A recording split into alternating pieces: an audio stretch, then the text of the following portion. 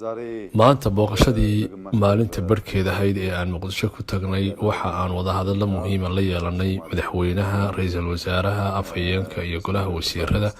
ujeedada ugu weyn ee wadahadalkuna wuxuu ku salaysnaa sidii aanu xusuusta uga saari lahayn taariikhdii dagaalkii iyo sheekooyinkii colaadeed ee ina soo maray, sidoo kale sidii aan uga hortegi lahayn in jiil dambe aysan u gudbin nacaybkaasi. matacsi ayaan ku jiraynaa weligeen, miyaanay intaa nagu fillayn? korneyl mengiste iyo siyaad barre xaaladda ay abuureen miyaynaan uga gudbi karin xaalad isdhexgal iyo midnimo? ኮሎኔል መንግስቱ እና ዚያድ ባሬ እንዲና እንዲያ ያደረጉ እያልን ይህን ሁለት ወንድማማች ህዝብ እየለያየን ከምንኖር ህዝቡን የምናገናኝ sidaa ayaan ku wada hadalnay. rajo fiican way noo muujiyeen, waxaana ugu muhiimsanayd sidii aanu u samayn lahayn isdhexgal dhaqaale iyo mid bulshada mustaqbalkana nagu hogaamin karta inaan noqono hal wadan, dhaqaale kala daadsan oo aynu dekedo kirayno ama bun keliya dhoofino. waxaa ka muhiimsan dhaqaale midaysan oo bariga afrika yeesho. wuxuu leeyahay khayraad iyo dekedo fara badan bariga afrika. haddii aan meel isugu keenno in aan noqon karno dal weyn oo midaysan sida maraykanka, yurub iyo dalkaasi imaaraadka oo kale. በአፍሪካ ቀንድ ያሉ ሀገራት አንድ ጠንካራ የተባበረ ሀገር መሆን ከቻሉ እንደ ዱባይ ወይም እንደ አሜሪካ ወይም እንደ ዩሮፕ መሆን ከቻሉ ትናንሽ ነገር እያከራየን ከመኖር ወጥተን ወደ ትልቅ የተሟላ ጥቅም ያስገባናል፣ በዓለም ላይም የመደራደር አቅማችን ያሳድጋል የሚል ውይይት ነው የተወያየነው። ምን ማለት ነው?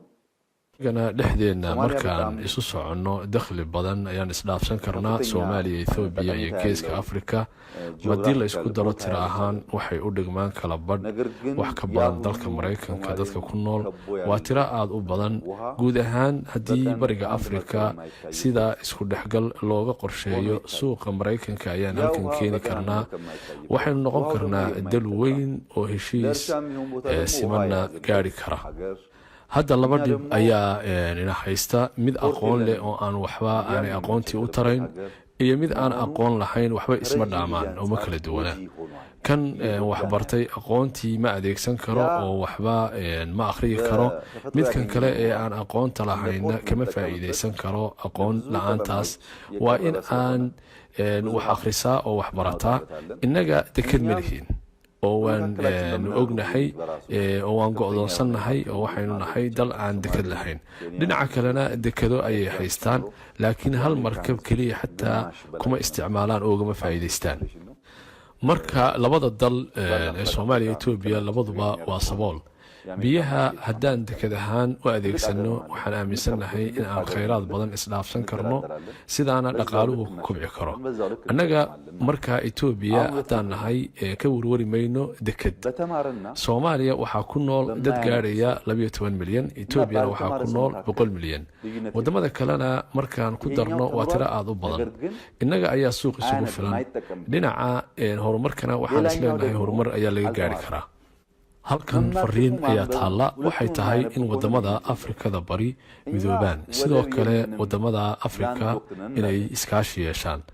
halkan etoobiya qowmiyad kasta qowmiyadda kale ee walaalkood ah ay walaalaha yihiin way riixaysaa oo way dhaawacaysaa. marka fikradahaas oo dhan ee iska soo horjeeda ayaa jira. hadda kadib etoobiya waxay aaminsan tahay waxa isku soo jiidi kara geeska afrika waa isku dar, waa ballaadhin, waa horumarin. in dalalku dib u dhac ku sii jiraan cidina ma aqbalayso, cidna ma anfacayso. sidaa daraaddeed fikradahan cusub ciddii qaadanaysa, fikradahan cusub ku shaqaynaysa oo aan dhib lahayn laguna saleeyey aqoon waanu soo dhowaynaynaa. daraasad iyo cilmi baadhis inkastoo ay wakhti u baahan tahay, shacabka etoobiya hadday isu diyaariyaan shacabkan weyn, suuqan weyn, wixii dhimanna ay dhammaystiraan heer caalami ahaan, dhaqaale badan oo waddan weyn lagu dhisi karo kartideeda ayay leeyihiin. annagu waan bilaabaynaa, carruurtayada ayaa dhammaystiri doonta. waxaan bilaabayno waa wax aan burburi doonin.